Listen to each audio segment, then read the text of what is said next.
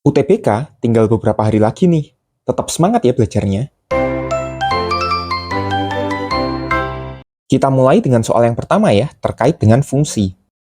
Di sini kita punya soal tentang fungsi inverse. Nah, kalau fungsi inverse begini, kita harus ingat dulu nih properti fungsi inverse yang pertama ya.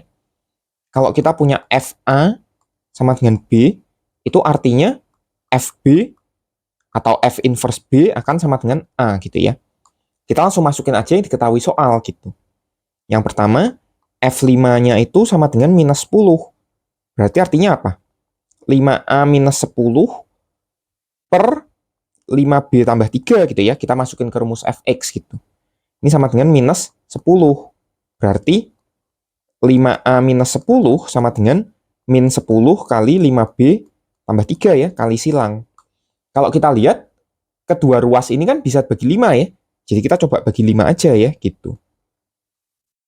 Lihat yang kanan, 5 sama 10-nya kecoret nih, jadi 2 gitu. Yang kiri jadi apa? Yang kiri jadinya A minus 2, yang kanan jadi distributif ya. Min 10B minus 6. Atau berarti kita punya A sama dengan min 10B minus 4. Seperti itu. Itu yang pertama kita punyai gitu ya. Yang kedua, kita dikasih tahu juga apa? G dari minus 6 sama dengan 4. Gitu. Atau berarti artinya apa? G inverse dari 4 sama dengan minus 6. Tapi kita tahu F dan G ini saling inverse gitu ya. Jadi G inverse itu berarti sama dengan F4 ya. F4 sama dengan minus 6. Kita bisa masukin nih.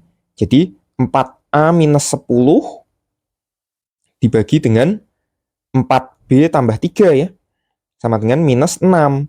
Atau berarti artinya 4 kali A minus 10 sama dengan minus 6 kali 4B tambah 3. Kita lihat tadi A-nya kita masukin dari yang kita udah dapat sebelumnya gitu ya. Nah, 4A-nya jadi apa?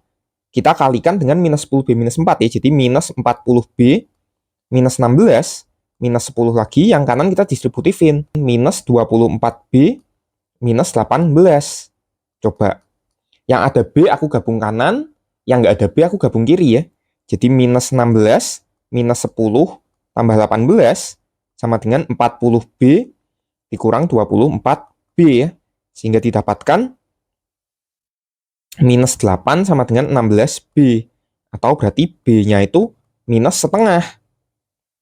Kalau B-nya minus setengah, kita masukin ke sini deh. Nanti dapatnya A-nya sama dengan 1 ya.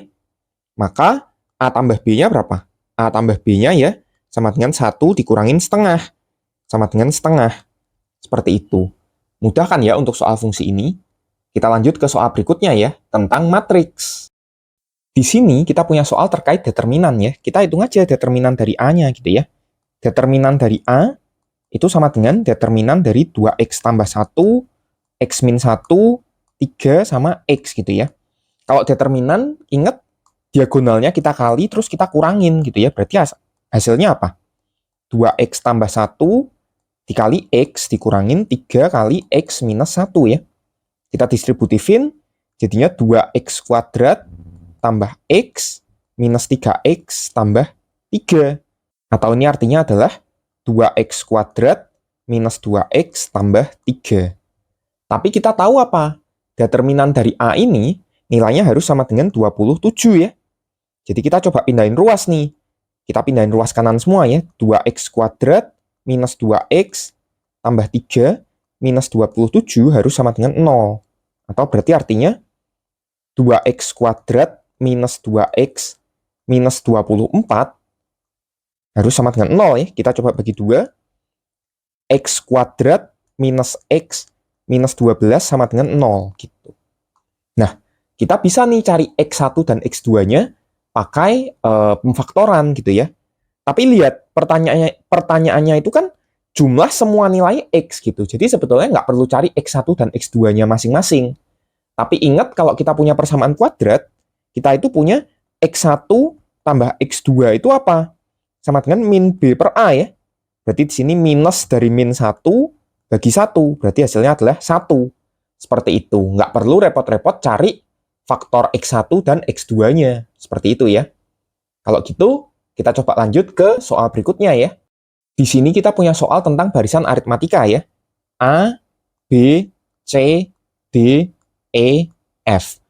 Biar gampang kita bikin dalam dua variabel aja. Jadi maksudnya apa ya? A tambah X ya. A tambah 2X, A tambah 3X, A tambah 4X, dan A tambah 5X gitu ya.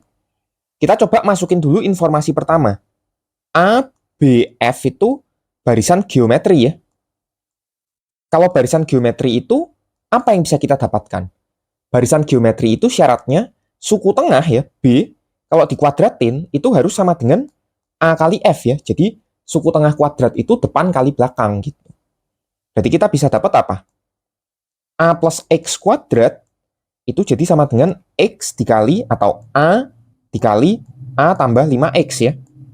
Kalau kita coba kuadratin, A kuadrat tambah 2AX tambah X kuadrat akan jadi sama dengan A kuadrat tambah 5AX gitu. A kuadratnya bisa kita coret, kemudian 2AX-nya kita pindah ruas ke kanan gitu ya. Sehingga didapatkan X kuadrat sama dengan 3AX. Tapi lihat, kalau namanya barisan aritmatika, X-nya itu nggak mungkin 0 ya, karena X-nya itu beda dari barisan aritmatikanya. Kalau X-nya 0 kan barisannya jadi konstan gitu, jadi nggak boleh ya. Dengan demikian, kita boleh aja bagi X gitu, X-nya bisa kita coret. Maka kita dapetin X itu sama dengan 3A gitu ya. Kita sekarang masuk ke syarat kedua. Jadi, A tambah B tambah C sama dengan AF minus 10 ya. Berarti A tambah A plus X tambah A plus 2X nih. Sama dengan A dikali A tambah 5X gitu ya. Minus 10. Tapi kita tahu tadi apa? X-nya itu kan 3A ya. Berarti ini jadi A. Yang B itu jadi 4A. Yang ini tambah 7A gitu ya. Sama dengan A dikali 16A ya. Minus 10 gitu. Atau berarti artinya apa? 12A sama dengan 16A kuadrat minus 10.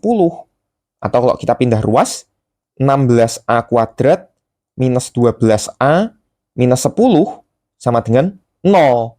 Nah, kalau udah seperti ini, cara ngerjainnya gimana? Kita lihat koefisien depannya A itu kan 16. Jadi kita anggap dia itu jadi variabel lain dulu.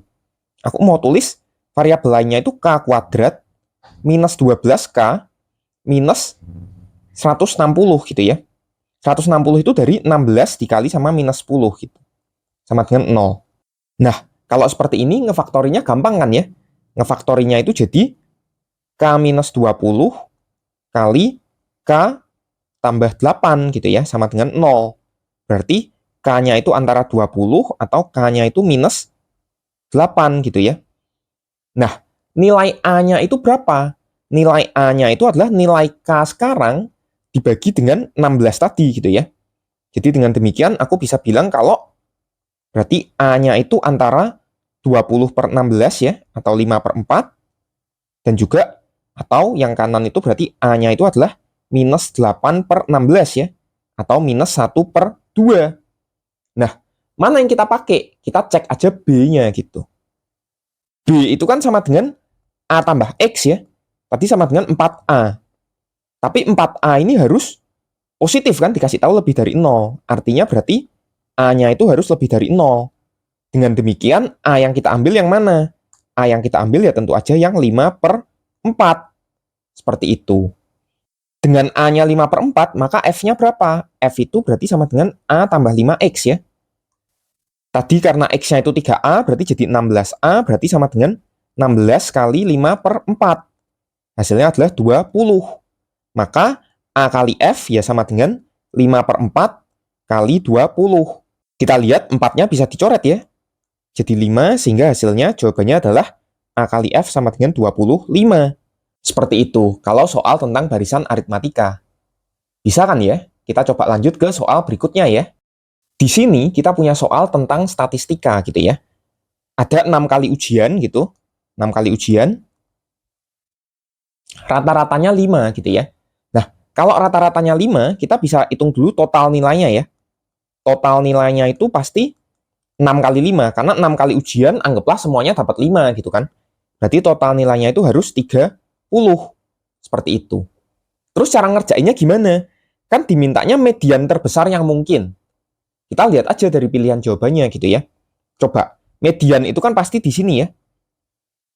Kalau kita lihat yang terbesar dulu, kita gerak dari 7,5 ya. Kalau mediannya 7,5, kemungkinan itu berapa? 7 sama 8 gitu kan. 7 sama 8. Ini udah paling minimum ya. Supaya paling minimum itu kan yang di sini minimumnya bisa 0. Yang di kanan minimumnya bisa 8 sama 8 gitu ya. Jadi ini kita udah urutin gitu. Jadi paling minimum ya yang tertinggi kelima atau tertinggi kedua dan tertinggi sendiri itu harus lebih gede dari 8 gitu kan. Tapi ini tuh jumlahnya berapa? Jumlahnya itu adalah 31 ya. Yang mana 31 ini melebihi 30. Berarti kan nggak boleh gitu ya. Jadi median 7,5 itu nggak boleh gitu. Karena kalau mediannya 7,5, jumlahnya itu minimumnya aja udah 31 gitu. Pasti lebih dari 31 kan, nggak mungkin jadi 30, karena minimumnya aja 31 gitu ya. Sekarang kita coba kalau rata-ratanya itu atau mediannya itu di 7 gitu ya. Paling gampang ya kita coba masukin angkanya 7, 7, 7, 7 gitu ya. Lalu, biar jumlahnya 30, ya udah masukin aja kirinya 1, 1 gitu ya. Memenuhi kan, 6 kali ujian, rata-ratanya 5 gitu ya. Mediannya bisa 7. Jadi median terbesar yang mungkin ya adalah 7. Seperti itu. Gampang kan ya untuk soal ini? Kita lanjut ke soal terakhir buat hari ini ya. Terakhir buat hari ini kita punya soal untuk rata-rata gitu ya. Kita coba tulis dulu. X tambah 13, Y minus 5, Z tambah 7 ya. Ini rata-ratanya adalah 80 gitu ya. Yang diminta tuh apa? X tambah 9, Y tambah 1 gitu ya. Dan Z tambah 17. Kita itu cukup melihat selisih dari masing-masing suku ya. Maksudnya apa? Ini ke sini nih ya. 13 ke 9 gitu. Pasti berkurang 4 gitu ya. Minus 5 ke tambah 1 pasti bertambah 6. 7 ke 17 pasti bertambah 10 gitu ya. Kita tinggal jumlahin aja. Jadi minus 4 tambah 6 tambah 10. Tapi jangan lupa karena kita mau ngomongin rata-rata, jadi kita perlu bagi dengan 3 ya, karena ada 3 angka gitu ya. Berarti hasilnya 12 bagi 3 sama dengan 4 gitu. 4 ini maksudnya apa? Berarti dari 80 sini adalah plus 4 ya, karena 4-nya positif. Jadi hasilnya adalah 84. Seperti itu. Mudah kan ya soal rata-rata begini? Itu dia 5 soal buat hari ini. Semoga kalian makin terbantu buat belajar UTBK-nya ya. Kalau gitu, semangat belajarnya dan sampai jumpa di video selanjutnya.